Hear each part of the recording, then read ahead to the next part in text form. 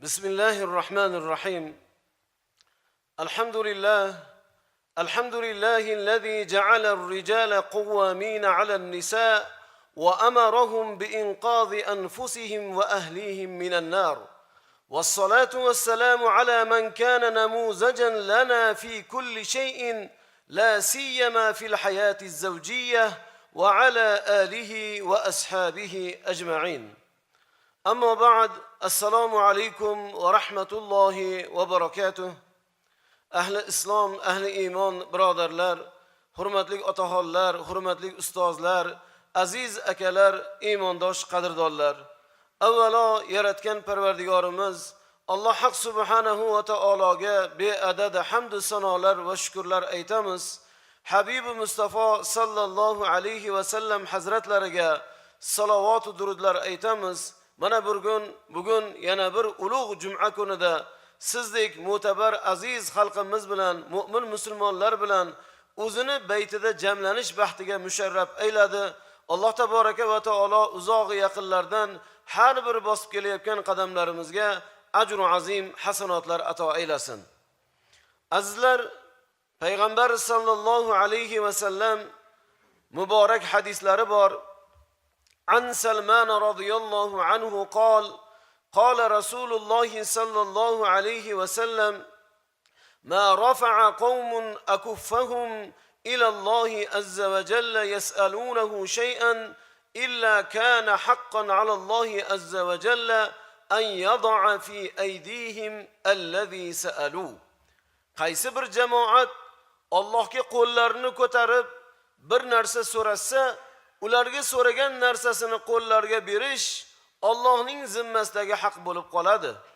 Imom Buxoriy rivoyat qilgan hadisda esa bunday deyilgan: Ana Abi Hurayra anna Rasululloh sallallohu alayhi va sallam zakara yawm al-jum'ah faqala fihi sa'atun la yuwafiquha 'abdun muslim wa huwa qa'imun yusalli yas'alu Allah ta'ala shay'an illa a'tahu iyyah va ashara biyadihi yuqalliluha. Abu Hurayra radhiyallohu anhu dan rivoyat qilinadi. Rasululloh sallallohu alayhi va sallam juma kunini zikr qila turib, unda shunday bir vaqt borki, musulmon aziz inson banda namoz o'qib turgan holida unga muvofiq kelib, Alloh taolodan biror narsa so'rasa, unga o'shani albatta beradi dedilar va uning oz muddat ekanini bildirib qo'llari bilan ishora qildilar. Hozir biz mana shu maqomda turibmiz.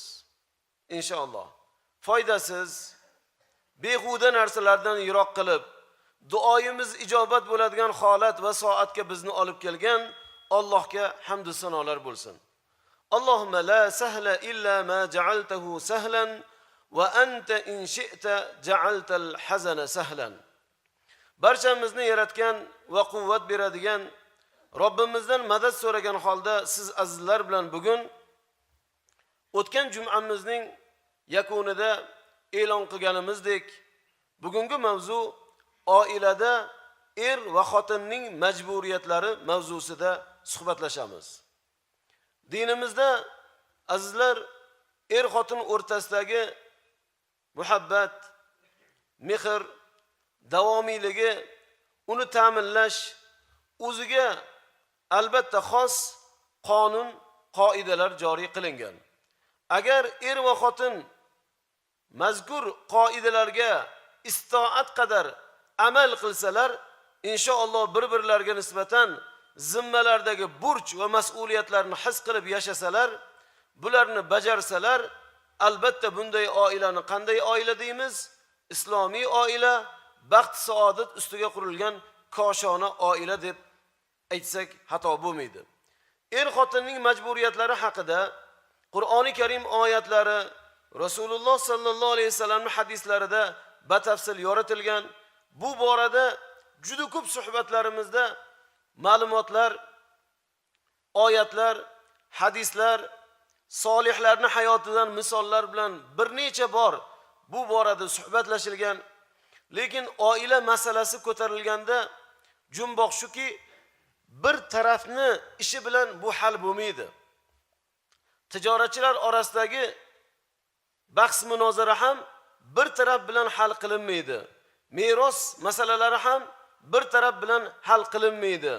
Demakki, guvohlik masalalari ham bir taraf bilan hal qilinmaydi. Oila masalasida ham oilani ichki va tashqi, demakki, darvozalari bor, uni qoidalarini boshqaruvlari bor. Biri er bo'lsa, biri ayol bo'ladi. Biz birinchidan erni zimmasidagi ba'zi bir majburiyatlarni aytamiz. Inshaalloh undan keyin albatta ayollarning ustilaridagi zimmalardagi majburiyatlarni aytib o'tamiz. Birinchisi, er ayoliga yaxshi va chiroyli muomala qilishi. Alloh taboraka va taolo o'zini muborak kalomi Qur'oni Karimda a'udhu billahi minash shaytonir rojim va ashiruhunna bil ma'ruf fa in karihtumuhunna fa asa an takrahu shay'an wa yaj'al Allahu fihi khayran kaseera. Sadaqallohul azim. Ular ayollar bilan totuv turmush kechiringiz. Agar ularni yomon ko'rsalaringiz, bilib qo'yingki, balkim sizlar yomon ko'rgan narsada Alloh sizlar uchun ko'pgina yaxshilik paydo qilishi mumkin. Niso surasi 19-oyat. Chiroyli muomala qilish haqida. Bugun biz ayollarimizga oyatda aytilganidek chiroyli muomala qilyapmizmi? Alloh aytgan namozni istoat qadar nima qilyapmiz? Barpo etyapmiz. Zakotni beryapmiz. Hajga boryapmiz. Ro'zalarimizni Alloh qodir qilgancha tutyapmiz. Lekin Alloh Qur'onda va ashiruhunna bil ma'ruf deyapti.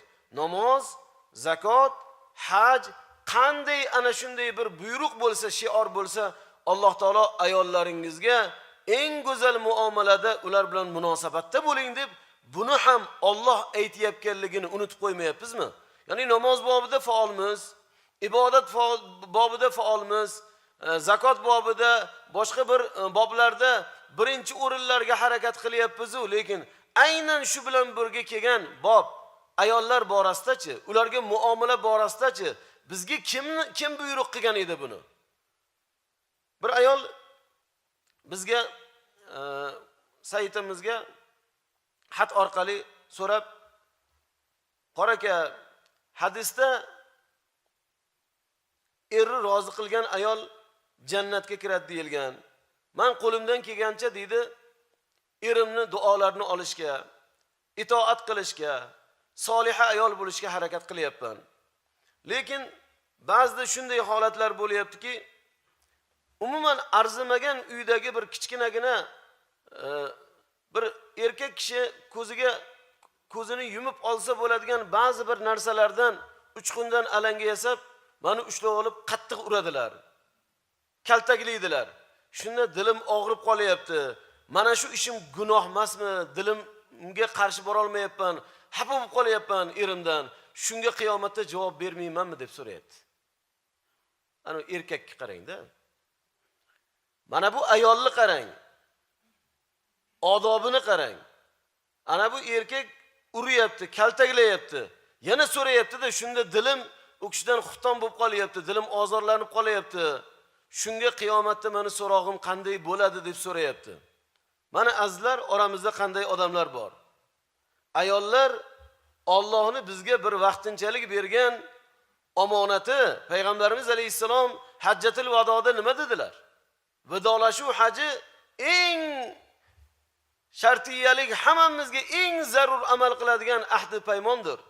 Istawsu bin nisa'i khayran fa innahunna avanin 'indakum dedilar. Ayollarga yaxshi chiroyli muomala qilinglar. Ular sizning huzuringizda Allohning omonati degan edilar. Bugun ming afsuski ba'zi erkaklar ayoliga ish buyurish borasida o'ta zolim. Nima uchun bizning bechora ko'proq ba'zi ana shu muslima ayollar 40 ga bormasdan 10 ta kasalligi bor. Qarib ketib qolyapti. Juda ko'pida ota-bobolarda ishtilmagan kasalliklar. Sababi o'sha oiladagi muhitda islomiy hayot yo'q.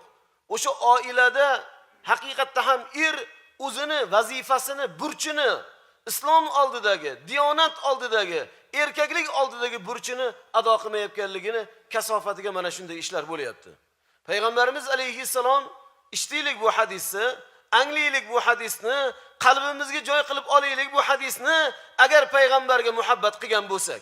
Bu quyidagi hadis bir formulaki inson o'zini pastkashligi yoki ulug'vorligini mana bu hadis orqali muolaja qilsa bo'ladi. Buni payg'ambar alayhisalom bu formulani aytayaptilar. Nima deydilar? La yukrimuhunna illa karim va la yuhinuhunna illa la'im. Ayollarni faqatgina oliyjanob kishigina hurmat qiladi. Xuddi shuningdek ularni faqatgina razil, tuban odamgina xorlaydi dedilar. Ana, demak kim o'zini oliyjanob yoki tuban, past odamligini bilmoqchi bo'lsa, mana bu formulani o'zida muolaja qilib ko'rsin. Agar u odam oilasiga o'zini oldidagi zimmasini, burchini, Alloh unga ardoqlab buyurgan buyruqni, payg'ambar alayhissalom hajjatul vadoda vasiyat qilgan omonatni o'tayotgan bo'lsa, u bu formulada eng go'zal odamdir. U odam demak oliyjanob odamdir. U odam karim odamdir, karim ummatdir, karim fazilatli bandadir. Agar uni teskari bo'lsa, Alloh asrasin, u demak kim ekan? Past odam ekan. U xor odam ekan, u zor odam ekan, u razil odam ekan. Payg'ambar alayhissalomning hadislari bilan laim odam deb atalar ekan. Demak, o'zgadan men nima uchun nima qilib qo'ydim deb boshqadan savol so'ramang. O'zimizni muolaja qilaylik. Ayolimiz bizni tobutkashimiz. Ayolimiz birinchi qiyomat kunida so'raladi. Ering qanday edi? Hojang qanday edi? Yostiqdoshing qanday edi? Qanday muomala qilardi deganda uyalib qoladigan bo'lmaylik. Ikkinchisi, erkakning ustidagi vazifalari, ayolga mahr berish. Mana bu bora ham juda ham muolaja qilinadigan boralardan bo'lyapti. Alloh Qur'oni Karimda va atun nisaa sadaqatihinna nihla, xotinlaringizga mahrlarini hadiya kabi, ya'ni chin ko'ngildan beringiz deb Niso surasida Alloh bayon qilyapti. Afsuski, hozirgi yosh yigitlar tugur, yosh kattalar ham mahrni bilmaydiganlari bor. O'sha paytda to'g'ri, mustabid davr juda aynigan payt, nihoyatda haddidan oshgan payt, dinga juda qattiq turilgan payt, e'tiqod xuruji qattiq bo'lgan payt, to'g'ri, nikohga, janozaga og'ir damlar bo'lgan. Biz uni oson tutmaymiz, lekin uni hozir mustaqillik shabodasi kelganiga necha yil bo'ldi? Islomga ruxsat berilganiga qancha bo'ldi? Bag'ri kenglikka qancha bo'ldi? Kitob bugun chiqyapti, bugun gapirilyapti. Qani siz o'shandan keyin o'nglab qo'ydingizmi, otaxon? Amakim, qani qadrdon do'stim, akajonim, shu masalani o'nglab qo'ydingizmi, yo'qmi? Buni xitobiga qiyomatda Allohning huzurida nima deb javob beramiz? Mahrni berganmisiz? Bermagan bo'lsangiz, o'sha paytda tushuntirilmagan bo'lsa, aytilmagan bo'lsa, endi tushungan bo'lsangiz shuni qilib qo'ydingizmi, yo'qmi? Bugungi kun yoshlari mahr masalasiga qanday qarayapti? Mana bu holatlar, kelin unga mahr kelinning haqqi bo'ladi. U xohlasa uni tashlab yuboradi, xohlasa uni ishlatib yuboradi, xohlasa eriga ham undan beradi, uni o'zini xohishi. Mahrni bizning mazhabimizda eng kam mahr 10 dirham miqdorida olingan ekan. Ya'ni bitta o'g'rini qo'lini kesishlikka loyiq bo'lgan mastardan olingan. Bitta o'g'rini qo'lini kesishlikka qancha barobar mabodo jinoyat qilsa sabab bo'ladi? 10 dirham ekan. 10 dirham hozirgi kunda qancha ekan? $200. Ya'ni $200 miqdoridagi pulga o'g'rini qo'li kesiladi. Islom hukmlari joriy qilingan davlatlarda mana shunday holatlar. Demak, har bir oilada ham mahr mana bu darajada, ya'ni uni uyog'i tepasi ketaveradi. Kimdir uy beraman deydi, kimdir dom beraman deydi. Juda tantiqligi bo'lib turgan paytida bir narsalarni kuyovlar gapirib yoradi. Keyin uni olib qo'yadiganlar bor. Bu harom-ku. Uni olib qo'ygandagi uyda yashagan odam haromda yashagan bo'ladi. Uni og'ir gunohi bor. Mana Alloh subhanahu va taolo gunohini shu darajada deyaptiki, azizlar, buni bilib olaylik. Mana bir kishi ayoliga mahrga 3 xonali uy beribdi. Oradan ko'p o'tmay ajrashadigan bo'lishdi. Mahrga bergan uyini tortib olibdi. Gunohi cho'chqa sotib pul topish bilan bir xil ekan. Alloh Qur'oni Karimda va in aradtum istibdala zawjin makana zawjin va ataytum ihdahunna qintara fala ta'khudhu minhu shay'a ata'khudhunahu buhtanan wa ithman mubina. Agar xotin o'rniga boshqa xotin olmoqchi bo'lsangiz va ularning biriga behisob mahr bergan bo'lsangiz ham, undan hech narsani qaytarib olmang. Uni bo'xton va ochiq oydin gunoh o'laroq olaverasizmi? Qarang. Ata'khuzunahu buhtanan va isman mubina. Mana o'zbekchada ham tushunsa bo'ladi. Ata'khuzuna buhtanan va isman mubina deyapti Alloh taolo. Bu ochiq oydin gunoh. Buni qandoq qilib siz o'zingiz qaytarib olaverasiz deyapti. Bu masalani yaxshilab anglab yetish kerak. Berilgan mahr aslo qaytarib olinmaydi. Hattoki ko'pgina berib qo'ygan bo'lsangiz ham, xotinni yangilaydigan bo'lsangiz, mahr unda qoladi. Afsuski odamlar hozir haydab chiqar, mayli u mahr ham mayli, hali 20 yillab kelinni propiskaga qo'ymayapti. Hali bizdan emas deydi, hali sinash kerak yana deydi. Qachongacha sinaysiz? Mana bu jihatlar xatarli hozir. Mana maktablarga propiska bir narsalar so'rasa, hali u onasi qo'yilmagan, hali ishonchga kirmagan, daveraga kirmagan. Bu qanaqa endi bu xatga qarab ketish? Yaxshi ham mana kecha kunimizda ko'rib qoldim, qonun chiqdi davlat tarafidan. Endi kelinlar ham majburiy qo'yiladi. Qaynatalar, qaynanalar ishsinlar. Bugun anchalarning mazasi qochadi. Uchinchidan, xotinning ozorini ko'tarishi, u g'azablanganda, jahli chiqqanda muloyim bo'lishi, uning xatolarini kechirishi. Bunday qilish Rasululloh sallallohu alayhi vasallamning sunnatlariga amal qilishdir. Payg'ambarimiz alayhissalom hech qachon o'zlarini shaxsiyatlari uchun birovdan, xususan onalarimizdan xafa bo'lmaganlar. Shaxsiyatlari uchun, o'zlari uchun birovdan, xususan onalarimizdan xafa bo'lmaganlar. Ming afsuski, dinni tushungan, dindan xabari bor, namozxon, ibodatli, taqvoliman deb turgan odamlar shaxsiyatiga, xotinidan xafa bo'lib, gaplashmay, oylab, yillab boshqa ko'rpa yostiq qilib yotganlar bor-da. Boshqa uylarda yotganlar bor-da. Eng achinarli holatlar. Shaxsiyatga xafa bo'lmaydi. Bizni ko'p janjallar, ko'p mana shunday mojarolar nimadan chiqyapti? Ovqatini, tuzini, dazmolini qilmagan, uyi har xil narsalardan. Biz nimaga o'zimizni yo'qotyapmiz? Borganda so'rayapmizmi? Xotin, namozingizni o'qidingizmi? Xotin, ibodatingizni qildingizmi? Ani 100 marta tuzini past qilsan deyishlikdan, yuziga solishlikdan uyalmayapmiz-ku. Ovqatini, uyi kirini axtarishdan erkak kishi oshxonaga kirib olish uyat emasmi bu? Sharmandalik emasmi? Xalidinlarni tekshirib, bir narsalarni bir nima qilib, xotinlarning ichiga aralashib, uni mayda-chuyda narsalardan janjal ko'tarib, oilada bahs munozara qilib, farzandlaringizni oldida obro'yingizni yo'qotib, dinda bormi shu? Islomda bormi shu? Arzimaganlar bunaqa gap qildi, menga o'qildi. Endi choyxonada o'rtog'ingiz gap qilmaydi-da, bir haftada bir marta yaltirab ko'rinasizda aytdi. Sizni ichki ayblaringiz bilinmaydi. Xotin bo'lgandagi erkalik qiladi. Oilangiz, yostiqdoshingiz sizga erkalik qilmasa, kimga erkalik qiladi? Erkalik qilganda ba'zida tarozini pallasi bo'lib bir taraf pastroq turadi. Payg'ambarimiz alayhisalomga Oysha onamiz erkalik qilmaganlarmi? Hadicha onamiz erkalik qilmaganlarmi? Fatima onalarimiz qizlari erkalik qilishmaganmi? Hammalari erkalik qilishgan. Demak, erkak kishi og'ir karvon bo'lishligi, ular chap qovurg'adan yaratilganligini unutmasligimiz, murosa madori ilmida bo'lmoqligimiz juda ham darkor bo'ladi. Afsuski, bugungi kun janjallar, bugungi kun tushunmovchiliklarning hammasi bitta aqidaga kelib taqalyapti. Biz boshqa taraflama islomni gapiryapmiz, lekin payg'ambarimiz alayhisalom ayollar bobida, ular bilan muomala borasida xo'p, biror marta payg'ambar alayhisalom ovqatni yomonlaganlarmi? Ma'aba Rasul sallallohu alayhi vasallam ta'aman qattu in ishtahahu akalahu illa taraka. Payg'ambarimiz hayotlari chog'ida biror marta taomni ayblamadilar, yomonlamadilar. Xohlasalar yerdilar, xohlamasalar nima qilardilar? Yemasdilar. Biz bu borada nima ish qilyapmiz? Biz oila borasida qani mana bu vazifalarni ayolim qildingizmi? Qur'ondan qancha o'qidingiz? Bugun subhanalloh qancha aytdingiz? Astag'firulloh qancha aytdingiz? Qani bugun namozingiz vaqtida bo'ldimi? Qizim, kelinim, o'g'lim nima bo'ldi deb ko'chadan kelgan paytimizda bu qayta muhabbatni oshiradi-ku, mehrni oshiradi-ku. Arzimagan narsalardan boshqa narsalarni so'rab, dunyo arazida ko'proq bo'lib, o'zimizni zimmamizdagi vazifalarni bajarmay qo'ymayapmizmi? Qaysidir holatda. Mana Oysha onamiz aytadilar: "Kana fi mihnati ahlihi ta'ni xidmat ahlihi." Payg'ambarimiz uzot ayollarning mehnatida, ya'ni xizmatida bo'lardilar. Nima yumush bo'lsa payg'ambarimiz qilardilar.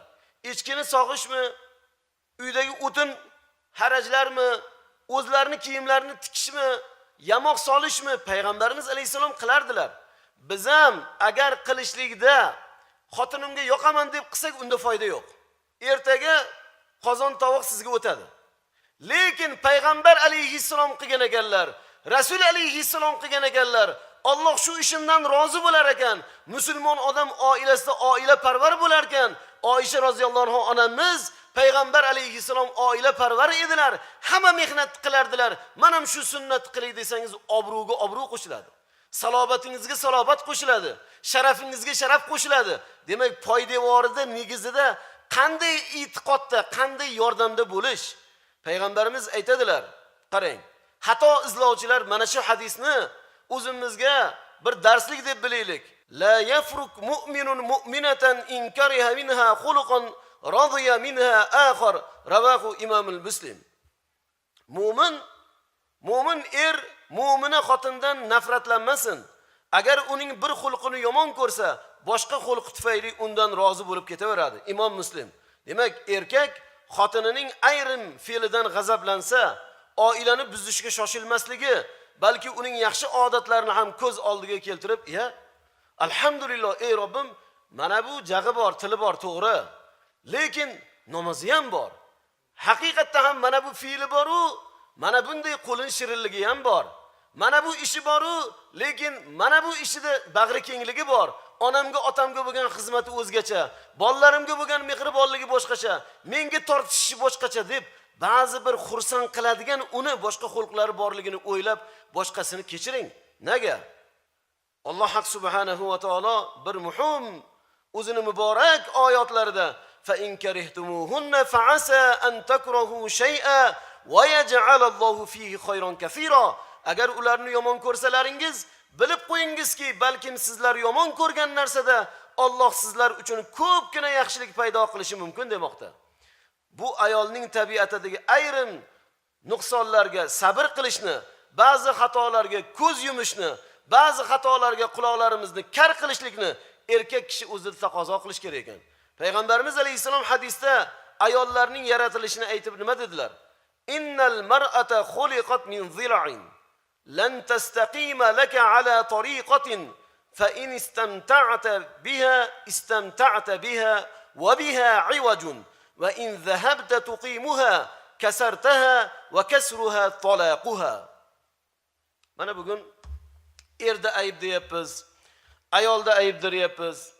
Korchalonlar kiradi, mahalla nimalar kiradi. Endi ikkita odamni yarashtirib qo'ygan odam savobi juda ulug'. Juda ajr. Bir masjid qurganlik, Ka'bani obod qilganlik ajri savobi bor. Birovni birovga yaxshilab qo'yish qanaqa ulug' ajr. Payg'ambarimiz alayhissalom aytayaptilar. Ana qarang, eng ulug' nuqtani payg'ambarimiz hadisda mana aytayaptilar. Ayollar qovurg'adan yaratilgan, uni hech qachon to'g'rilab bo'lmaydi deyaptilar. 100 ta xotinni almashtirsangiz ham egri buni to'g'rilayman degan odam sinadi. U oila badnom bo'ladi. Hamma ayollarimizni tuprog'i bir joydan olingan. Odam alayhissalomning qovurg'alaridan. Payg'ambarimiz deyapti, agar undan foydalansang, qiyshiq holida foydalangin. Agar uni to'g'rilashga urinsang, sindirib qo'yasan. Sindirishing taloq qo'yishingdir. Mana hozir sizlarning diqqatingizda hadisni va kasruha talaquha degan qismiga, ya'ni sindirishing taloq qo'yishingdir degan holatga bir fikringizni qaratmoqchi edim. Demak, agar biz uni murosa madora qilib yashashni xohlasak, u xotinni kamchiliklar bilan qabul qilib, egrimi siz ham egilib boring. Egilib borib, o'zini shaklida boring. O'zini suratida, siyratida boringu qo'lidan ushlab, sekin-kin to'g'ri yo'lga, xayr baraka yo'liga, islom yo'liga, hidoyat yo'liga, shariat yo'liga, haqiqiy pokdamonlik yo'liga xatolarni bitta-bitta to'g'rilang. Unga lekin uni siymosida, uni ko'rinishda boring deylar. Bu hadisda ayol kishi xato qilishi mumkinligi, erkak kishi o'sha xatoga ko'nib yashash kerakligi aytilmoqda. Nimaga? Chunki bu qo'rg'on muqaddas. Bu qo'rg'onda inson ba'zi haqlardan voz kechishga to'g'ri keladi. Bu bir haftada bir marta bir o'rtoq bilan ko'rishish emas bu. Har kuni bir umr birga bo'lish. Yaxshimi, yomonmi? Alloh bizni taqdir chorrahimizga chiqargan. O'sha ayolni bir fazilati bordirki, Alloh sizga baraka berayotgandir. O'sha ayolni sharofat bilan sizga farzandlar Alloh taolo ato qildi. Ishingizda, hayotingizda xayr va barakalar berdi. Bu behikmat emasdir. Qaysidir balo ofatlarni Alloh sizga qo'ridi. Demak, bu hammasi biz bilgan, bilmagan hikmatlar borligini unutmasligimiz lozim ekan. Mukammal ayolni topaman deb ovora bo'lmang. Hadisda shunday deyilgan: Kamula minar rijali kathirun va lam yakmul minan nisa illa arba'un. Erkaklardan ko'pchilik mukammal bo'lgan. Ayollardan esa 4 ta kishi komillikka yetgan ekan. Kim ular? Osiyo.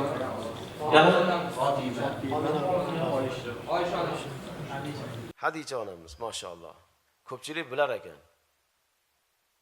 Osiyo kimni ayoli bo'lganlar? Maryam binti Imron, Hadicha binti Huvaylid, Fatima binti Muhammad. Alhamdulillah. 4-inchisi, erkak ayolini qizg'anishi, uning or nomusini saqlashi. Hadis sharifda payg'ambarimiz alayhisalom shunday deganlar, o'tgan aroq haqidamidi? O'tgan suhbatimiz. Unda ham mana shu hadisni yodingizda bo'lsa, shu hadis kelgan, dayuslar haqidagi. Bugun ham shu hadisni aytib o'tamiz. Salasatun la yadkhuluna al-jannata abadan. Ad-dayyus war-rajulatu minan nisa wa mudminul khamri. Qalu ya Rasulullah, amma mudminul khamri faqad arafnahu, fama ad-dayyus? Faqala alladhi la yubali man dakhala ala ahlihi. Qulna fama ar-rajulatu minan nisa? Qala allati tashabbaha bir-rijal. Rawahu al-Imam at-Tabarani wal-Imam al-Bayhaqi. 3 toifa kishi aslo jannatga kirmaydi deyaptilar payg'ambar alayhisalom. Kim ekan? Dayus, erkak sifat ayol va xamir ichishga mukkasdan ketgan kishi dedilar. Ey Allohning rasuli, xamir ichishga mukkasdan ketganini bilamiz. Dayus nima degani deyishdi. U zot ahli huzuriga kim kirayotganiga parvo qilmaydigan odam dedilar. Biz erkak sifat ayol kim dedik? U zot o'zini erkaklarga o'xshatadigan ayol dedilar. Imom Tabaroni, Imom Bayhaqi rivoyatlari. Azizlar, islomda rashk ana shu darajada yuksak baholanishi bilan bir qatorda bu borada haddan oshish, chegaradan chiqish nima qilinadi? Qoralanadi. Me'yor bo'lish kerak. Haddan ham oshib ketmaydi. Hozirgi ko'p yosh yigitlarda haddan oshib ketish bo'lyapti. Ba'zi oilalarda bir taraflama rashk qilish holatlari bo'lyapti.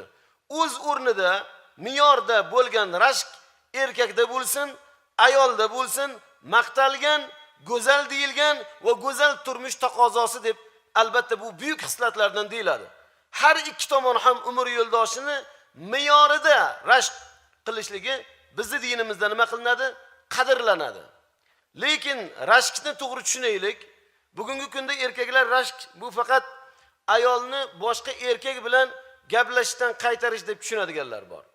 To'g'ri, boshqa erkak bilan gaplashish nima? Zinoning bitta ko'rinishligi. Ya'ni u zaruratan bo'lsa u boshqa masala. Masalan, murojaat qilinadigan joylar bor, muomala qilinadigan joylar bor, har xil holatlar bo'ladi. Lekin u betdagi gaplashish deganda ko'ngil ishtahasi bilan, nafs buzilgan holatda birov bilan bir gaplashish ma'nosida.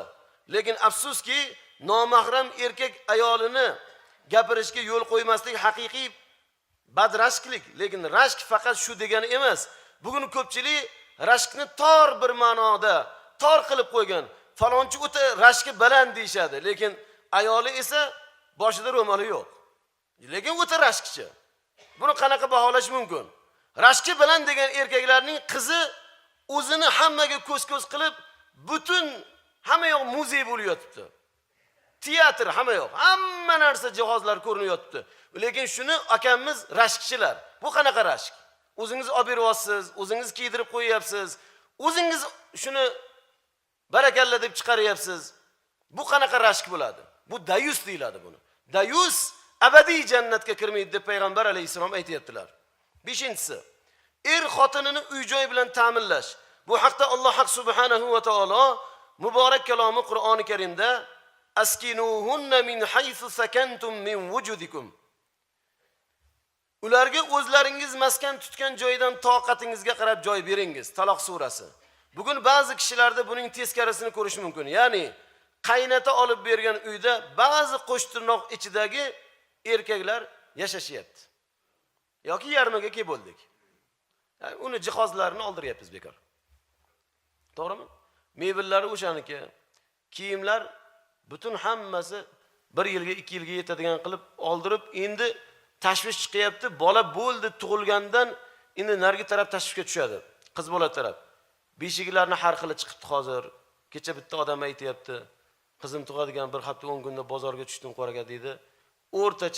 O'rtacha bozor qilaman desam qoraga 3000 4000 dollarga bo'ladi dedi. Bu bor odam qilyapti endi. Yo'q odam nima qiladi bechora? Mana bu narsalar haddan osh, o'zingni qiyna qilish. Qur'onda bormi? Hadisda bormi? Shuning uchun yashayapmizmi? O'zimizni urq qiynat qilib, ana undan keyin poraxo'r ko'payadi. Ana undan keyin jinoyatchi ko'payadi. Ana undan keyin o'g'ri kazzob ko'payadi. Ana birovi ko'zini o'ygan, cho'ntagini kesgan, halol haromga qaramasdan yiqit undan keyin bo'ladi-da. Allohdan qo'rqsa odam, omonatligini bilsa odam, qanday qilib siz farzand ko'ryapsiz, erkaksiz, ayol tarafga uni yuklaymiz. Siz uylanyapsiz. Qanday qilib u qaynota olib bergan mebelda yotish mumkin odam? Bitta dasromonli uyaladi-ku odam. Nomus qiladi, lekin unga yana buyurtma berib, manaqasidan olsinlar, bunaqasidan olsinlar, razmini bunaqa bo'lsin, rangi bunaqa bo'lsin deb qanaqa yaltiroq yigitlar ko'payib ketyapti. Endi uy oldirish, mashina buyurtma berish, buni har xil turlari ko'payib ketdi bu narsalar. Afsuski, shunday keyin shunday ham baxtli bo'lsa mayli edi, bebaxt bo'lyapti. Oradan ozgina vaqt o'tmasdan katta bir oila bir-birini o'paman deb turgan, bir-biriga shundoq bir xudajon qilib yostig'ini qo'yib beraman deb turganlar otishga o'qi yo'q bo'lyapti. To'y ozgina o'tmasdan bir-birini ko'rarga ko'zi yo'q. Bir-biriga qachon chalish berib, qachon yiqilsa deb poylaydigan bo'lyapti. Nega? Erkak o'zining vazifasini bajarmayapti. Ayol o'zining vazifasini qaysidir turkumda bajarmayapti. Qudalar o'zining vazifasini, islom oldidagi vazifasini, boshqa saodat yo'li yo'q. Har qancha chiranaylik islomga qaytmasak, yana hayotimiz parokandalikka ketaveradi. 6-si, xotinining oziq-ovqat va kiyim bosh kabi nafaqasini ta'minlash. Ming afsuski, ba'zi erkaklar nafaqaga beparvoligidan ayollar o'zini o'tga cho'qqa urib pul topadi. Bugun Rossiyaga borayotgan ayollar qancha? Erkaklar qiladigan og'ir ishni ishlayotgan munisa ayollar qancha? Eshitib hayron qoldim. G'ish zavutiga borganimizda ko'rdik. Bechora ayol kishi g'ish ko'tarib, uni ham eri bordir, uni ham o'g'illari bordir, uni ham oilasi, akalari bordir. Mayli taqdir chorrahasi, lekin ayol kishi og'ir mehnatda beton ko'tarishligi, ayol kishi endi mayli buni asnosida bo'layotgan edi, yuk ko'tarish Amiratdan, Turkiyadan, Rossiyadan tiqilib yotibdi, uni kutib olgan o'sha yaltiroq erkaklar uni tiqilib yotibdi bunaqalar. Juda ko'p bu. Aeroportdan yaxshi keldingmi? Yo'q. Qancha yuk olib kelding? Ana palonchining zakasini olib keldingmi? So'rab meni xit qilib yordi. Tez berishimiz kerak hozir. Yaxshi keldingmi? Oy borib omon yo'q. Mana bu narsalar. Men uni qoralamoqchi emasman. Ba'zilari orzu havasga o'tib berilganligidan, qanoat qilmaganligidan, oilada boriga shukr qilmaganligidan kasofatlar ana shu holatlar bo'lyapti. Lekin ba'zilari majburlikdan, boshqa iloji yo'q. Oilada ishlamaydi, dangasalik qilyapti, bir harakati yo'q. Bugun dangasa odamga ish yo'q xolos. Harakat qilgan odamga Alloh aytayapti, "Meni so'zim bo'lsa tashlavoring. Meni fikrim bo'lsa men xatokorman. Mendan gunohkor odam yo'q." Alloh aytayapti, "Fa iza quziyatis solat fantashiru fil arzi wabtaghu min fazlillah." Erkaklar, namozni barpo qildingizmi? Masjidda o'tiravermang deyapti. Namozni ado qildingizmi? Tarqalinglar yer yuziga. Alloh Robbingiz taqsimlab bergan rizqingizni axtaring. Men rizqingizni kafilligini olganman deyapti. Alloh bermayman demayapti, beraman deyapti. Onani qornida rizqini bergan zot, tug'ilganda rizqini bergan zot, oyoq qo'li ishlamayotganda rizqini bergan zot, gapirishni bilmagan chaqaloqqa rizqini bergan zot, eshitishni bilmagan, ko'rishni bilmagan, anglashni bilmaganda bergan zot, qancha zaif, nogiron, soqov, kar, qancha mana shunday muhtojlarga rizqini berib turgan zot, bahaybat delfin, bahaybat akulalarni rizqini berayotgan zot, parranda-yu darrandalarni rizqini berayotgan zot. Alloh sizni bizni aziz bo'lgan, mukarram bo'lgan, anglab turgan, eshitib turgan, ko'rib turgan, ibodat qilib turgan, duo qilib turgan, halol pokiza yurib turgan, yo Alloh deb turgan bandani rizqsiz qo'yadimi?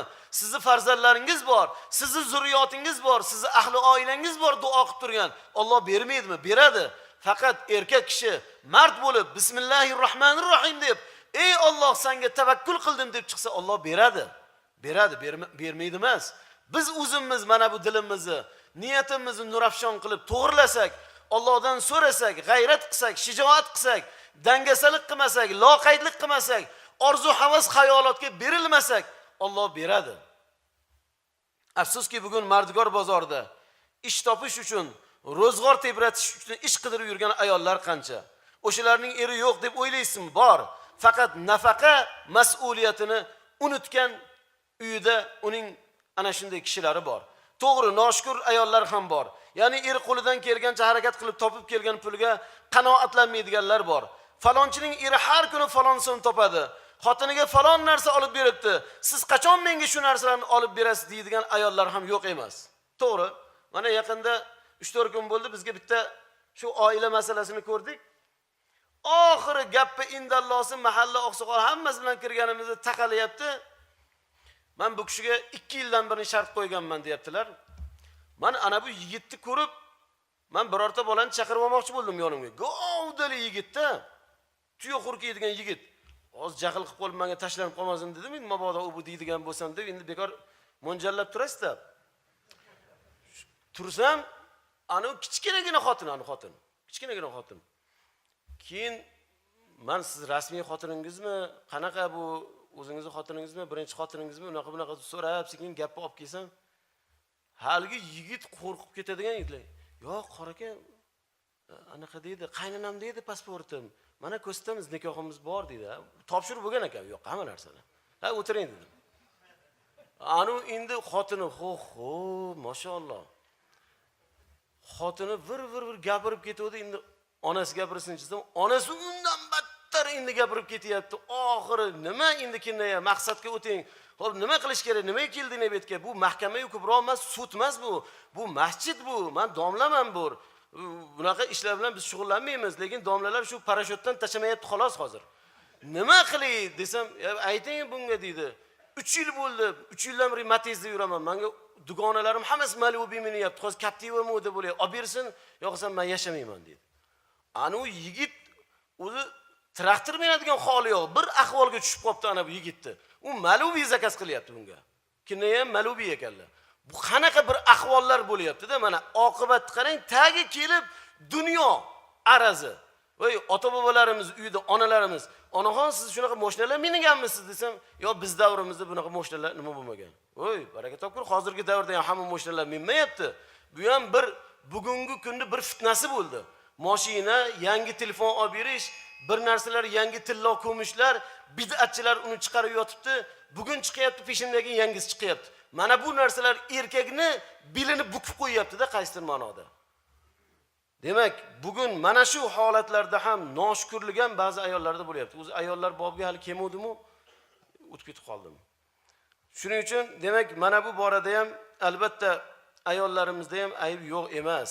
Eslatma ma'nosida aytamiz, nafaqani miqdori qanday desa, erni iqtisodiy holidan kelib chiqib belgilanadi.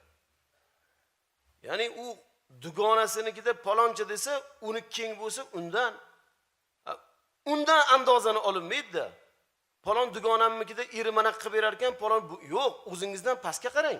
Alloh Qur'onda liyunfiq zu sa'atin min sa'atihi va man qudira alayhi rizquhu falyunfiq mimma ataahu Alloh. Boy kishi o'z boyligidan nafaqa bersin. Kimning rizqi tang qilingan kambag'al bo'lsa, u holda Alloh unga ato etgan narsadan holiga yarasha nafaqa bersin. Taloq surasi. Yana bir eslatma. Nafaqa minnat ta'nasiz bo'lish kerak. Men senlarni boqyapman, men bo'lmaganimda ochlikdan o'lib ketgan bo'larding degan so'zlarni aytmang, ey erkaklar. Mana shu og'ir so'z. Allohga o'zingizni tenglagan bo'lib qolasiz. Razzoq kim? Alloh. Beruvchi kim? Alloh. Aziz qiluvchi kim? Alloh. Xor qiluvchi kim? Alloh. Oluvchi kim? Alloh. Man qiluvchi kim? Alloh. Daf qiluvchi kim? Alloh. Alloh. Biz sababiyalarda Alloh bizga bergan bir yo'llovchi elchimiz. Bizi haqqimiz yo'qki, men seni boqyapman, men seni qilib beryapman, men deyishga haqqimiz yo'q. Bizning vazifamiz, burchimiz, mas'uliyatimiz, zimmamizdagi omonatimiz, nima yesak yedirishlik, qanday kiyinsak kiydirishlik bizning ustimizdagi burchimiz ekanligini unutmaylik. Bu e'tiqodiy zarari bor narsa bo'lganligi uchun men aytib qo'yapmanki, kishi bu gapi bilan o'zini Allohga tenglashtirgan bo'ladi. Juda ko'p oilalarda bor ekan, minnat qilish. Men u qildim, bu qildim, sen nima eding, qanaqa ahvolda eding? Minnat qilmang. Alloh o'sha ayolingizni peshonasidagi saodatni sizni cho'ntagingizga barakasini qo'shib berayotganligini unutmang. O'sha farzandlaringiz otam, onam deb duo qilib turibdi, Alloh ularning rizqini qo'shib berayotganligini unutmangki, ya'ni rizqni Alloh emas, u berayotganini da'vo qilgan bo'ladi. Nafaqa berish erkakning xotiniga qilgan marhamati emas, balki Alloh taolo erning zimmasiga farz qilgan amalni bajarishdir. 7-si, ayoliga zaruriy shar'iy masalalarni o'rgatish. Bu haqda Alloh taolo Qur'oni Karimda marhamat qilib, ya ayyuhallazina amanu qu anfusakum va ahlikum nara waquduha an-nas wal hijara alayha malaikatun ghilazun shidad la ya'suna Alloha ma amarahum va yaf'aluna ma yu'marun. Ey iymon keltirganlar! O'zi nido bobida amanu kelganda erkaklar deb tushunilmaydi. To'g'rimi? Erkaklarga ham, ayollarga ham hammasiga barobar buyruq bo'ladi. Ey iymon keltirganlar, o'zlaringizni va oila a'zolaringizni yoqilg'isi odamlar va toshlar bo'lmish do'zaxdan saqlangizki, unda dag'al va qattiq qo'l, Alloh buyurgan narsaga itoatsizlik qilmaydigan, faqat buyurilgan ishni qiladigan farishtalar xizmat qilurlar. Tahrim surasi. Demak, har bir musulmon kishi bilish kerak bo'lgan zaruriy, har bir musulmon kishi bilish kerak bo'lgan zaruriy ma'lumotlarni ayoliga o'rgatishi zarur bo'ladi. Hech bo'lmaganda masjid, boshqa joylardagi nasihat, ma'ruzalarni yaxshi tinglab, ayoli va farzandlariga yetkazish kerak ekan. Bu masala eshitish ham nimaga o'xshaydi desa, ulamolar oshqozonga o'xshatish kerak ekan. Oshqozonda 4 ta quvvat bor ekan. Birinchisi nima? Birinchisi ishtaha ekan. Oshqozonni bir narsani kusasa, bir narsa yerkansiz. Ikkinchisi nima ekan? Uni saqlab qolish. U yerda ba'zi bor ekan, u saqlab qolib ajratadigan. Uchinchisi ko'zga, quloqqa, jigarga, o'pkaga, hokazo a'zolarga uni foydalari, vitaminlarini bo'lar ekan. To'rtinchisi nima ekan? To'rtinchisi uni foydaliklarini olib qolib, chiqindilarni chiqarish ekan. Masala ishcham shunaqa ekan. Domla baqirib gapiravergani bilan, domla masala aytavergani bilan uni oshqozoni istagan, unga xaridor bo'lgan oshiq bo'lmasa ham qiynagan. Bu yoqda eshituvchi ham chanqoq bo'lish kerak ekanda unga. Endi shunga bitta domlaga savol beribdilar. Qor aka, to'g'ri, siz juda yaxshi masalalarni gapirasiz, lekin masjiddan chiqqandan keyin esimdan chiqib qoladi shu. Xotiningga ayt deyapsiz-ku, uyimga borgunimcha esimdan chiqib qoladi, lekin juda yaxshi masalalarni gapirasiz debdi-da. Ya'ni uni oshqozonidagi ikkinchi klapini ishlamas ekanda anu.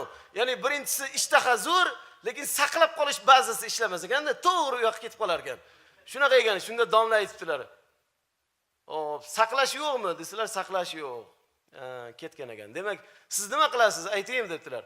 Kecha nima ovqat yegansiz? Domla hozir nima deyapman? Hozirgi masalangizni eslamayapman deyapman. Kechagi ovqat qatdan eslayman desa, "Xo'p, kechagi ovqatni eslamasangiz ham yeganmisiz? O'shani oshmi, atalami, yetalami? Ha, yeganman. O'shani quvvat bilan nimadir ishlar qildingizmi? Ha, qilganman.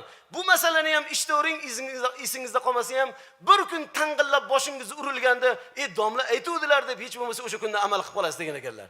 Biz ham gapirib qo'yaveraylik. Vaqt kelganda yetkazarsizlar inshaalloh. Muhim mulohaza. To'g'ri. O'zimiz namoz o'qiymiz, bu juda yaxshi. Lekin xizmatimizni qilayotgan ayolimizni oxiratiga nega beparvomiz? Nega ularga dinni o'rgatmaymiz? Nega namozlarni vaqti o'qiganini so'rab surishtirmaymiz?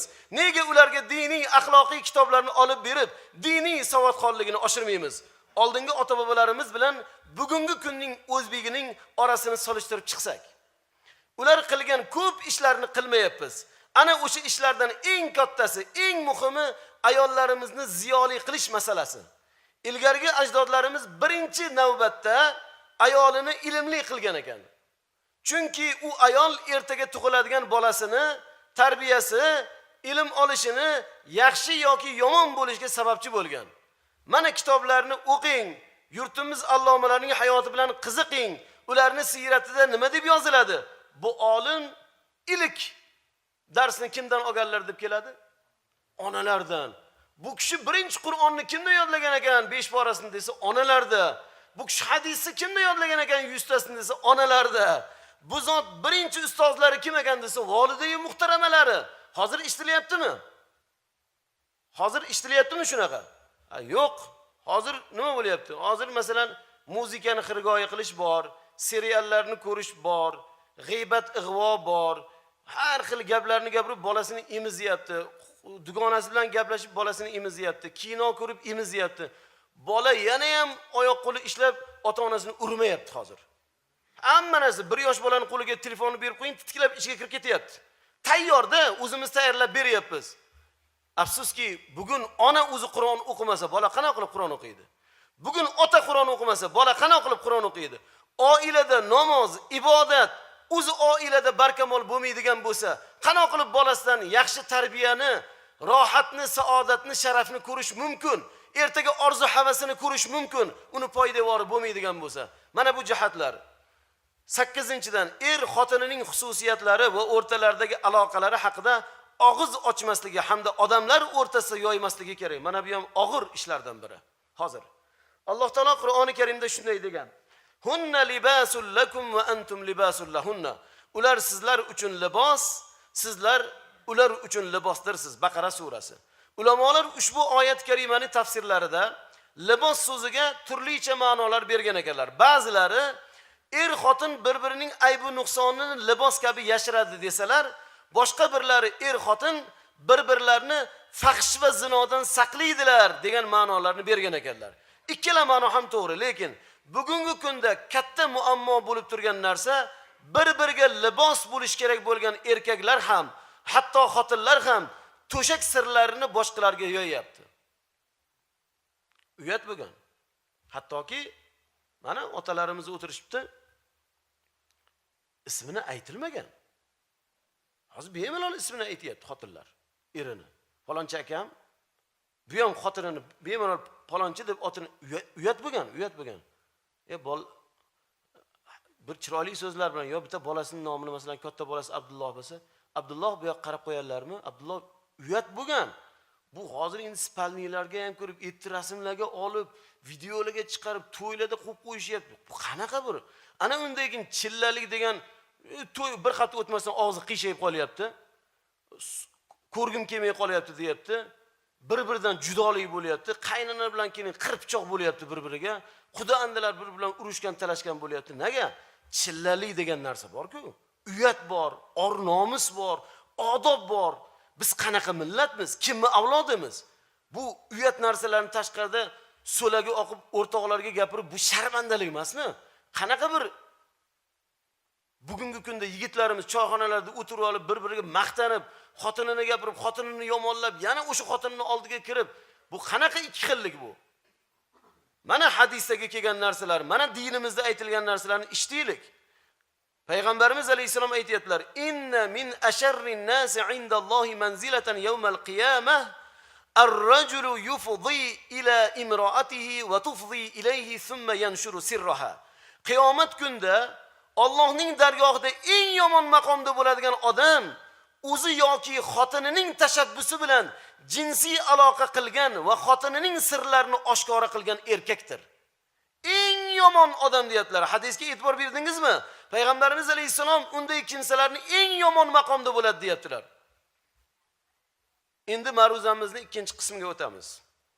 xotinning zimmasidagi ba'zi majburiyatlar. Vaqtimiz oz qoldi, lekin imkon qadar yetkazamiz.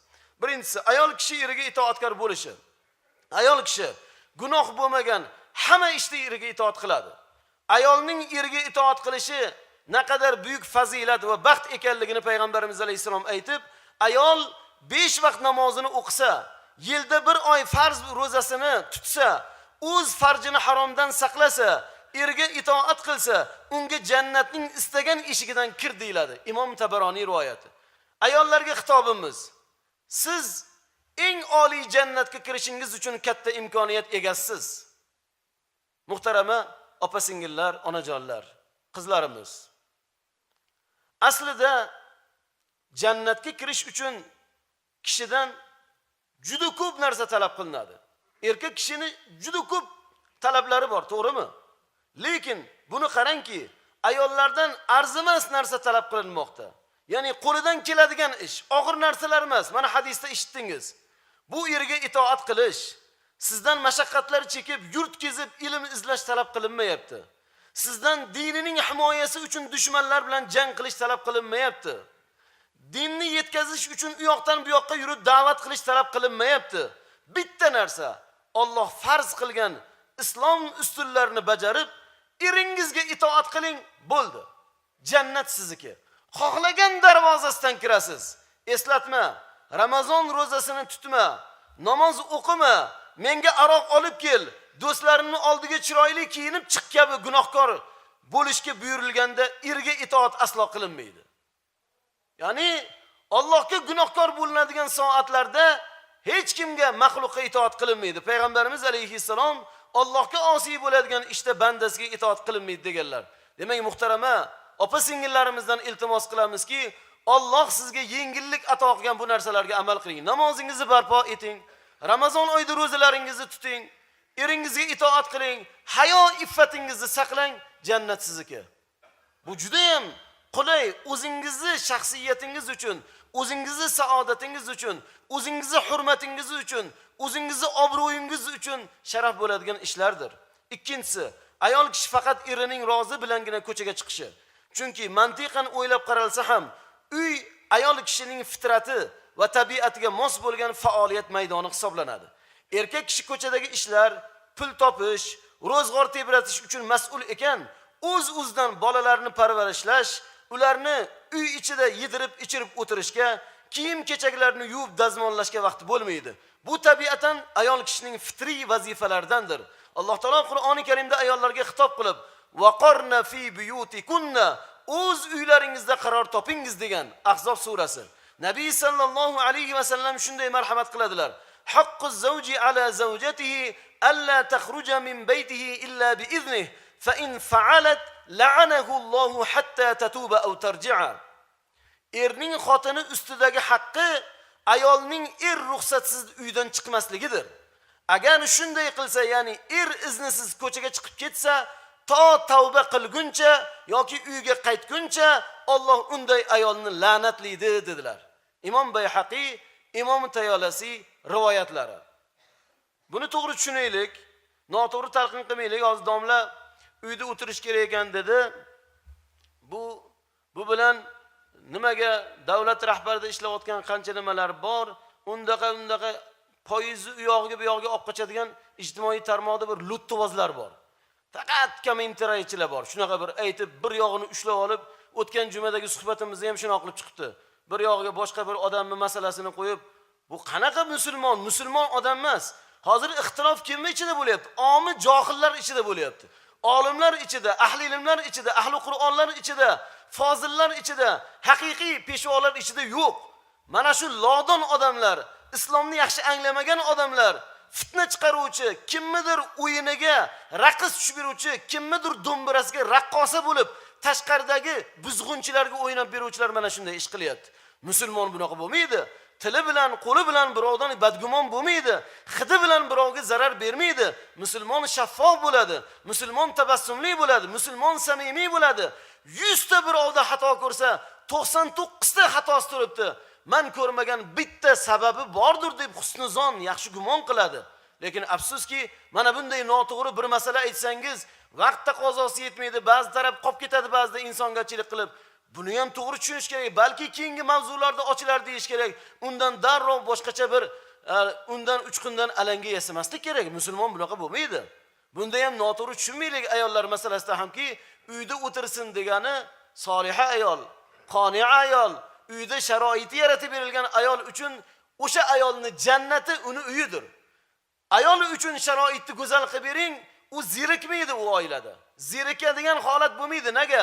Qur'on o'qiydigan kitobi bor, qiziqadigan dini bor, kutib oladigan Ka'basi bor, xaridor bo'lib turadigan janobi oliylari eri bor, uni farzandlari bor. Ular bilan ermak bo'lib u oilada qachon kun botgani, qachon kun chiqqanini bilmaydi. Lekin ba'zi oilalarda shu muhit, sog'lom muhit yo'qligidan afsuski har xil oqibatlar shundan kelib chiqib, ba'zida majbur bo'lib ayollar chiqyapti ko'chaga ham. Majbur bo'lib boshqa ishga ham urinyapti. Majbur bo'lib o'sha oilalarda boshqa bir holatlar ham bo'lyapti. Bu zikr qilingan oyat, hadislar ayol kishining umuman ko'chaga chiqish mumkin emasligini anglatmaydi. Balki bu uyning ishlarini zoya qilgan holda besabab eriga aytmasdan ko'chaga chiqib ketaverish, sayoq yuradigan bo'lib qolish kabi salbiy holatlarga taalluqlidir. Ya'ni erini itoatda bo'lsa, rozi rizoligida bo'lsa, mahrami bilan bo'ladigan bo'lsa, albatta ruxsat beriladi. Lekin eriga aytib, o'z ehtiyoji uchun ko'chaga chiqish, ota-onasini ko'rib kelish va hokazolar albatta shariatimizda mumkin bo'lgan ishlardandir. Uchinchisi, xotin erining haqqini o'z haqqidan va hamma yaqinlarining haqqidan ustun qo'yish kerak. Chunki zimmasidagi erining haqqi ulug' hisoblanadi. Rasululloh sallallohu alayhi vasallam nima degan edilar? Ayol kishi eri borida uning iznisiz roza tutishi va uning iznisiz uyiga birovni kiritishi halol bo'lmaydi. Hatto nafil rozalarni ham tutish mumkin emas ekan. Lekin agar ayol eridan so'rab qo'ysinchi, "Xo'jayin, men ertaga dushanba ekan roza tutsam bo'ladimi?" desa, qaysi erkak unamaydi. "Ya" deydi, "Mendan rozani ham so'rayapti-ya" deb har qanday jangga zo'r tushadigani ham bo'ldi dedi, ertaga to'xtataman deydi. Rozani hurmatida bu. Payshanba kuni ekan roza tutmoqchiman desa, roza tuting dedi, meni ham duo qiling dedi. Mana shu hatto shariatda buni so'rashlikni, uni iznisiz birovni uyiga kirgizmaslik, uni yomon ko'rgan odam bilan muomala qilmaslik albatta shariatning talabi ekan. Eri to'shakka chaqirganda unga to'sqinlik qilmasligi. Bu haqda payg'ambarimiz alayhisalom qachon er xotinini chaqirsa, ya'ni aloqa qilish uchun ayol garchi tandir oldida turgan bo'lsa ham darhol kelsin. Imom Tirmiziy rivoyat. Nima uchun? Avvalgi vaqtlarda eng nozik ish tandirni oldida bo'lgan ekan. Ya'ni tandirni oldida haligi qaramasi, o't olovini qaramasi nima bo'ladi? Kuyib ketib qoladi. Shu holatda bo'lsa ham, qo'li xamirni ichida bo'lsa ham, eri nima qilib qoladigan bo'lsa, chaqirib qoladigan bo'lsa, uni roziligini olsin. Shu darajada muhim deyilyapti. Lekin bu bir tarafi. Bu bir tarafi.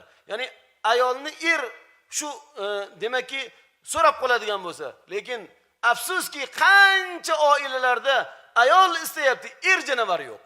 Mana bu holatlar ham bo'lyapti. Buni ham zulm ekanligini erkaklar ham bilsin. Bir tarafdan talab qilavermasdan. 5-inchisi, xotin kishi Alloh taolo eriga bergan nasibaga rozi bo'lishi va unga injiqlik qilmasligi kerak. Momolarimiz erlarni ishga kuzatayotib shunday der ekanlar. Qarang. Xotin kishi Alloh taolo eriga nima bergan bo'lsa, nasibaga rozi bo'lish, boy xotin bo'lar ekan, qanoatli xotin bo'lar ekan. Dunyodagi eng pir badavlatlik ayol, baxtli ayol, soliha ayol, uyida talqoni bormi? Bir-birda qattiq noni bormi? Bir qo'plam ichadigan suvi bormi? Erida bor, oilasidagi bor narsaga rozi bo'lib, amin erkini yashaydigan, unga rozi bo'ladigan ayol boy ayol ekan. Momolarimiz erlarini kuzatayotib shunday deyshar ekan: "Harom kasbdan saqlaning hojam. Allohdan qo'rqing hojam. Biz ochlik va qiyinchilikka chidaymiz hojam, ammo do'zax oloviga chiday olmaymiz" deb aytishar ekan. Shuning uchun ulardan solih, fozil, olim, yuksak, vatan, el, yurt, dinning iftixori bo'lgan ulug' zotlar dunyoga kelgan ekan. Afsuski ba'zi ayollar boshqa erni o'z xotiniga sarflagan narsalarni misol qilib, erlardan xuddi shunday ta'minot talab qilishlari, holbuki dunyoviy sohada inson o'zidan yuqoridagi emas, o'zidan pastroqqa qarashligini unutganliklari juda ko'p oilani tanazzuliga sabab bo'lyapti. Alloh subhanahu va taolo bugungi suhbatimizdagi aytilgan masalalarga har bir oilani ustuni bo'lgan er va ayolni, xotinni, har bir oilani boshi bo'lgan, demakki, otani, onani, har bir oilani muhtaramalarga amal qilib, haqiqiy oilalari saodat qasriga, koshonasiga aylanmoqligini yaratgan Parvardigor musharraf aylasin. Azizlar, xulosa qilib aytadigan bo'lsak, oilani rahbari. Agar ayol erining itoatda bo'lsa, farzandlar ham otaga itoat qilar ekan. Ham, ayol ham o'z vazifalarini bajarsa, oilada do'stlik g'alaba qozonar ekan, aqllik yuksalar ekan, muhabbat ziyoda bo'lar ekan va u yerda chiroyli hayot hukm surar ekan. Oila mustahkamlanar ekan, qut baraka bo'lar ekan.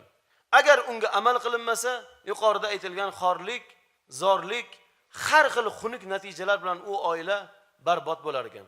Alloh har birimizni oilalarimizni baxt va saodatda islomiy taomillarga amal qilib yashamoqlik baxtini barchalarimizga tavfiqini muvaffaq aylasin. Xabaringiz bor, har bitta jumada bittadan zikrni sizlar bilan o'rganib boryapmiz. Keling, birinchi zikrda nimani o'rgangan edik? La ilaha illalloh vallohu akbar, la havla va la quvvata illa billah. Ikkinchi zikrni jumada nimani o'rgandik? Nechtadan aytishi? 100 tadan aytdikmi, hammamiz aytdikmi shuni? Bo'ldi, mana Allohning uyida men so'rab oldim. 100 tadan aytdingizlar, Xudo xolasa. Uchinchi vazifa. An ibn Mas'ud radhiyallohu anhu qala Rasululloh sallallohu alayhi va sallam: "Man qala astaghfirullohal azim allazi la ilaha illa huwal hayyul qayyum wa atubu ilayh, ghufirat dhunubuhu wa in kana qad farra min az-zahfi." Rawahu Abu Dawud va Tirmizi wal Hakim. Ibn Mas'ud radhiyallohu anhu dan rivoyat qilinadi. Rasululloh sallallohu alayhi vasallam kim astaghfirullohallazi la ilaha illa huwal hayyul qayyum va atubu ilayh deb aytsa, gunohi kechiriladi, hatto urushdan qochgandagi gunoh ham kechiriladi dedilar. Duoning ma'nosi barhayot, tirik Allohdan afv etishni so'rayman va unga tavba qilaman. Buni inshaalloh har kuni ertalab tongda vaqti bemalollar 100 martadan, vaqti ziqlari hech bo'lmaganda 3 marta aytib qo'yadigan bo'lsak, hatto boshqa Hazrati Alidan kelgan rivoyatda va in jahuda shayton deb keladi. Shayton tirsa ham, tirishib harakat qilsa ham sizga gunoh qildira olmas ekan. Agar shuni 3 bor tig'iz odam, vaqtlari bemalol odam 100 bor astag'firullohal azimallazi deb ham keladi. Astag'firullohallazi la ilaha illa huval hayyul qayyum va atubu ilayh desa. Qani aytaylikchi? Astag'firullohal azimallazi la ilaha illa huval hayyul qayyum va atubu ilayh. Astag'firullohal azimallazi la ilaha illa huval hayyul qayyum va atubu ilayh. Astag'firullohal azimallazi la ilaha illa huval hayyul qayyum va atubu ilayh. Istig'for rizqimizga baraka. Istig'for oilamizga qut baraka. Farzand ko'rmaganlarga farzand, mushkullar borlarni aritish, hamma ishlarni yechimini Alloh Qur'onda nima dedi? Istig'for dedi. Bugun yana bitta narsani do'st ma'nosida, eslatma ma'nosida aytmoqchimizki, bugun uyimizda mazza qilib go'zal bir issiq suvlarda tahorat qilyapmiz, cho'milyapmiz. Demakki, chiroqlardan foydalanyapmiz, issiqlik manbailaridan foydalanyapmiz. Ulamolarimiz aytadilarki, o'sha siz foydalanayotgan manbalar Allohning omonati. Unga qancha odamlar xizmat qiladi. Ulamolarimiz ahli taqvolar shuning uchun qo'rqar ekanlarki, avval bolam bor, buni pulini to'lab qo'y. Bu omonat. Men puli to'lanmagan narsada tahorat qilib qo'ysam, g'usul qilib qo'ysam, ertaga ayolim bilan yaqinlik qilib qo'ysam, tug'iladigan bola shubhali bo'lib qoladi deb, ular to'lovni birinchi qilib, birinchi o'rinda uni zarur. Nega? Uni tagida yetimlarning haqqi bor. Ba'zi bir nafaqada turganlarning haqqi bor, nogironlarning haqqi bor. Qancha davlatni ana shu ahamiyatli joyda haqdorlari bor. Uni to'lab qo'ymasak, qiyomatda so'rog'i ham og'ir, bu dunyoda uni ham azobi og'ir bo'ladi. Har xil keladigan uyimizga balo ofatlar mana bu ishdan bo'p qolmasin deb ular taqvo qilishgan. Shuning uchun juda ehtiyotkor bo'lishgan, juda ham ahamiyatli bo'lishgan. Bugun biz ham to'lovlarga ahamiyatli bo'lyapmizmi? Oilamizda boshqa orzu havaslardan ko'ra to'lovlarni birinchi o'rin to'lab qo'yish kerak. Mana masjid to'lovlarini ham birinchi o'rinda to'laymiz. Nega? Kelgan odamlarning ichida zakot beradigani bor, zakot bera olmaydigani bor, qodirlari bor, qodir emas, namozlarda shubha bo'lib qolmasin deb birinchi o'rinda to'lovlarni to'laymiz. Issiq suvnikini ham, sovuq suvnikini ham o'sha to'lovlari hammasini to'lanadiki, kelgan odamlarning mukammal ibodatlari Allohning huzurida qabul bo'lsin deb. Bu davlatni birovning uyidagi birovning nimasi emas, davlat ahamiyatga ega bo'lgan narsalar. Mana bu to'lovlarni vaqtida to'lasham, bugun bizni hammamizni burchimiz, vazifamiz, sharafimiz. Bu bilan biz zaiflarni, bu bilan biz nogironlarni, bu bilan biz o'zimizni, vatandoshlarimizni, ba'zi bir oilalarni, ba'zi bir kamchiliklarga o'z vaqtida ana shu davlatimiz tomonidan qilinadigan xizmat servislariga o'zimizni yuksak, o'z ustimizga qarzimiz, burchimiz, o'zimizni vatanparvarligimiz, o'zimizni musulmonlik ustimizdagi vojibotimizni ado qilgan bo'lar ekanmiz. Demak, vaqtida to'lasak, undan boshqalar xursand bo'lib haqqimizga duo qilar ekan, uyimizga baraka kirar ekan, uni chirog'i ostida qilingan Qur'on tilovati, namozimiz, ibodatimiz, ro'zamiz, tahoratimiz, g'uslimiz, munosabatimiz hammasi neklikka inshaalloh darkor bo'lar ekan. Shuning uchun iltimos qilamizki, to'lovlar borasida albatta bizning masjidimizning jamoatlari faol bo'lishadi, faol bo'lib kelishgan va bundan keyin ham mana shu chiroyli bir go'zal ilohiyot bir ta'limotidagi haqlarga ham amal qilishlikda biz ibrat bo'lmoqligimizni yaratgan Parvardigor muvaffaq aylasin. Inshaalloh kelgusi juma ma'ruzamiz ijtimoiy odoblar mavzusida bo'ladi.